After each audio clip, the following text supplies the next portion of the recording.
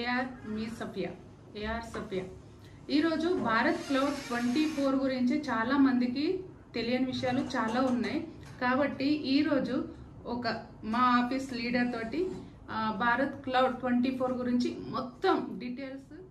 Hi sir. Hi madam. మనం ఇప్పుడు Bharat cloud అంటే ఎవరికి తెలియదు చాలా మందికి.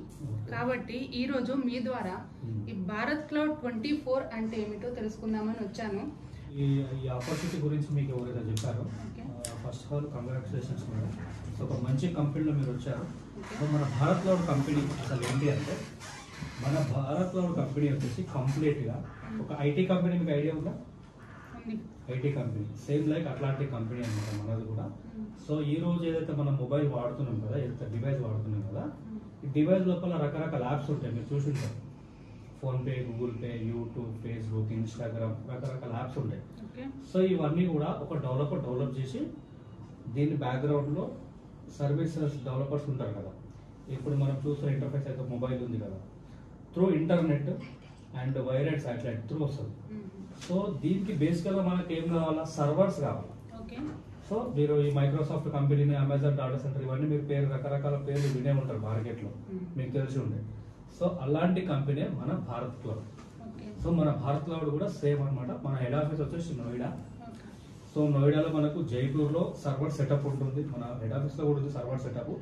జైపూర్లో ఏంటంటే మొత్తం పెద్ద సెటప్ ఉంటుంది అనమాట. అయితే క్లౌడ్ స్టోరేజెస్కి సంబంధించిన సర్వర్స్ ఉంటాయి కదా, ఆ సర్వర్స్ అన్నీ కూడా ఒక దగ్గర స్టోర్ అయి ఉంటాయి అనమాట. దానికి ఏడేం ఉంటుందంటే ఒక పవర్ హౌస్, ఓకేనా, పవర్ సప్లై ఉంటుంది, 24/7 ఏసీ ఉంటుంది అనమాట. సో దాన్ని మెయింటైన్ చేస్తుంది కంపెనీ. సో ఈ డేటా అంతా కూడా ఏదైతే మనం మొబైల్లో చూస్తున్నామో, ఇంటర్ఫేస్ ఏదైతే యూట్యూబ్ ఓపెన్ చేసే వీడియోస్, వాట్సాప్ ఓపెన్ చేస్తే మనకు కావాల్సిన మెసేజెస్ ఇవన్నీ ఇలా పంపిస్తున్నాం మనం. సో ఇవన్నీ కూడా ఒక క్లౌడ్లో స్టోర్ అయి ఉంటాయి అనమాట, ఓకేనా. ఈ క్లౌడ్ అనేది దీంట్లో స్టోర్ అయి ఉంటుంది, దాని త్రూ మనం చూస్తున్నాం అనమాట. సో మనం ఏమనుకుంటామంటే మన మొబైల్ వస్తుంది కదా అనుకుంటాం. సో ఇంకొకటి ఏంటంటే మన కంపెనీలో సో సర్వర్ గురించి అయితే మీకు ఐడియా ఉందా? సర్వర్ అంటే ఐడియా ఉందా? Right, okay. ఇప్పుడు ప్రతి సర్వర్ అనేది ఉంటుంది కంప్లీట్గా.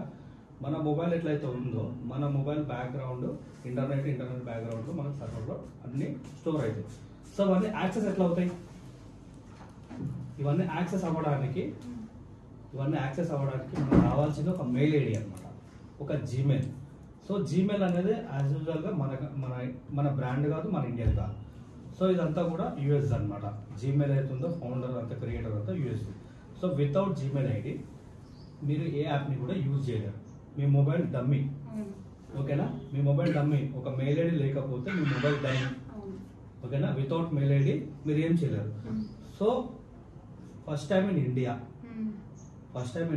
మన కంపెనీ భారత్ క్లౌడ్ అనే కంపెనీ మన కోసం, మన భారతీయులందరి కోసం ఒక భారత్ మెయిల్ని క్రియేట్ చేసింది అనమాట. దాని పేరే బీమెయిల్, భారత్ మెయిల్, ఓకేనా. సో ఎట్లయితే జీమెయిల్ ఉందో అట్లా మన భారత్ మెయిల్ ఉంది. ఆ మెయిల్ అనేది మనకి లైవ్లో ఉంది, మనం చూద్దాం.